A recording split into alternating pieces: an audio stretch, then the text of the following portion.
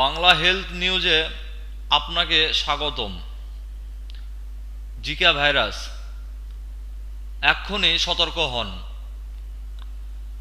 Zika virus আক্রান্ত হলে ডেঙ্গুর মতোই লক্ষণ দেখা দেয়। দিনের বেলায় এডিস মশার কামড়ে এই রোগ ছড়ায়, তবে ডেঙ্গুর মতো এই রোগটি তীব্র ও প্রাণঘাতী নয়। চিকিৎসা না করলে জিকা ভাইরাসে আক্রান্ত বেশিরভাগ রোগী সাধারণত 5 থেকে 10 দিনের মধ্যে এমনিতেই ভালো হয়ে যায়। জিকা নামটি নেওয়া হয়েছে উগান্ডার জিকা বন থেকে। 1947 সালে বানরের দেহে এই সংক্রামক এজেন্টের উপস্থিতি শনাক্ত করা হয়। 1952 সালে এর নাম দেওয়া হয় জিকা ভাইরাস। বর্তমানে এটি দক্ষিণ আমেরিকা মহাদেশে ব্যাপক আকারে ছড়িয়ে পড়ছে, উত্তর আমেরিকাতেও ছড়িয়ে পড়ছে, তাই আমাদের দেশেও সতর্ক হওয়া দরকার। জিকা ভাইরাস যেভাবে ছড়ায়, এডিস ইজিপ্টি নামের মশার কামড়ের মাধ্যমে এই ভাইরাস মানুষের শরীরে প্রবেশ করে। ফলে মশার কামড় থেকে বাঁচার যে উপায়গুলো আছে সেগুলো মেনে চললেই এই ভাইরাসের আক্রমণ থেকে নিজেকে রক্ষা করা সম্ভব।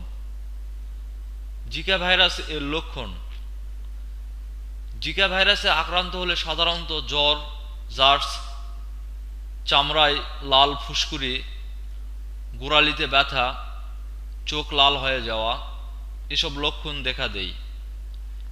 এছাড়া পেশি, মাথাও ব্যথা হতে পারে। জিকা ভাইরাসে আক্রান্ত প্রতি 5 জনের মধ্যে একজনের অসুস্থ হওয়ার আশঙ্কা থাকে। জিকা ভাইরাস এর প্রতিরোধের মূল মন্ত্রই হলো এডিস মশার বিস্তার রোধ। এই মশা যেন কামড়াতে না পারে তার ব্যবস্থা করা। স্বচ্ছ পরিষ্কার পানিতে এরা ডিম পাড়ে। ময়লা দুর্গন্ধযুক্ত ড্রেনের পানি এদের পছন্দসই নয়, তাই এডিস মশার ডিম পাড়ার উপযোগী স্থানগুলোকে পরিষ্কার রাখতে হবে।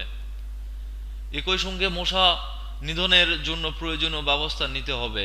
একমাত্র সচেতনতা ও প্রতিরোধের মাধ্যমে এর হাত থেকে রক্ষা পাওয়া সম্ভব।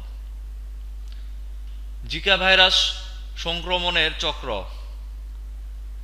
জিকা ভাইরাসের আক্রান্ত ব্যক্তি মায়ের কাছ থেকে গর্ভস্থ শিশুর শরীরে সংক্রমণের আশঙ্কা। আক্রান্ত ব্যক্তিকে এডিস মশার কামড়ে আক্রান্ত মশা একজন সুস্থ ব্যক্তিকে কামড়ানোর মাধ্যমে ভাইরাসটি ছড়িয়ে দেয়।